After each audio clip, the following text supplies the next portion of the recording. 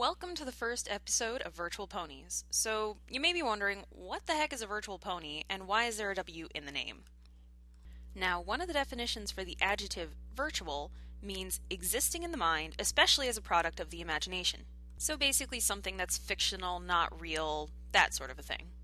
Pony is obviously a type of small horse. Now, pone is the Leetspeak slang for a common typo of the word own. Example, dude, I totally pwned you in that Halo mission. This is a common gaming term. So altogether we get virtual ponies, meaning fictional horses in media such as gaming, movies, literature, or any other thing where they're fictional, not real. This could include unicorns as well. So now that we have that jargon out of the way, let's delve into the world of virtual ponies in video games. So what do you do if you're a kid who really wants a pony but Santa can't give you one? You get a video game. Basically, you get to take care of the horse, only have to pay for it once, and never have to clean up any stalls. Well, virtual stalls. None of the real deal. That being said, most girls just go through a pony phase that might end up fading as they get older. Then you have freaks like me who never grow out of it. Most of the normal genres seen in video games are things such as action, adventure, strategy, shooter, simulators, and things like that. But if we're talking about horse games, they're most of the time just put under adventure. Just kind of blah, it's about a horse, we don't really have a category for this. And after playing enough of these, you tend to realize that there seems to be about 3 different types of horse games, or at least categories therein. The first one being competition. Competition games are basically about a horse sport, be that racing, rodeo, or 3-day event.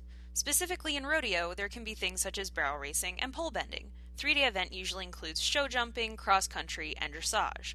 With racing, sometimes it's not just racing. You might be the jockey, but you might be lazy enough to just be the guy sitting in the stands and betting. Personally, I don't see how that's really fun, but it's an option.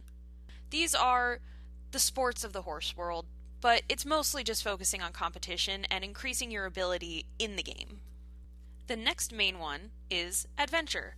These are games that aren't usually necessarily horse games, but games that just happen to have horses in them. These are usually marketed to males.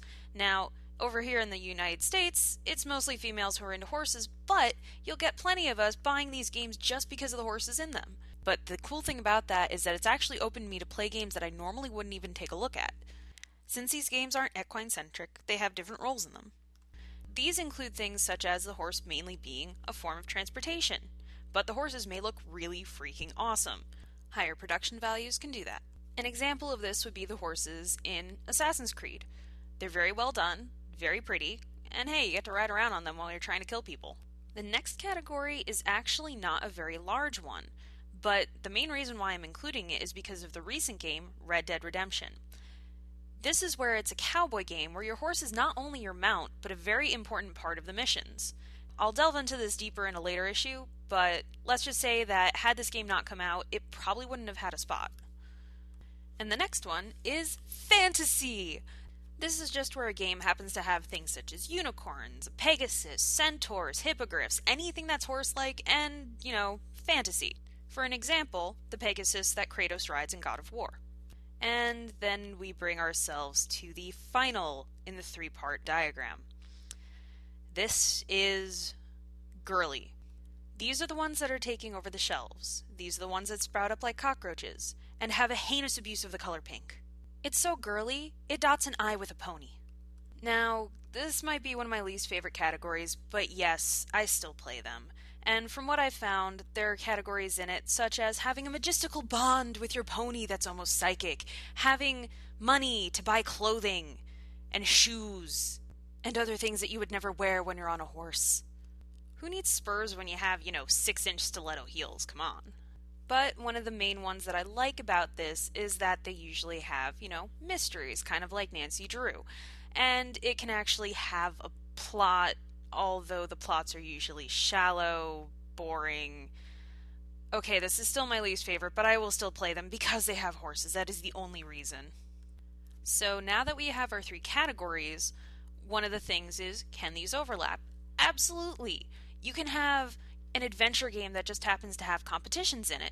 You can have a girly game that also has competitions in it, although you'd be a little hard-pressed to have our definition of a adventure game marketed to boys having elements of girly in it.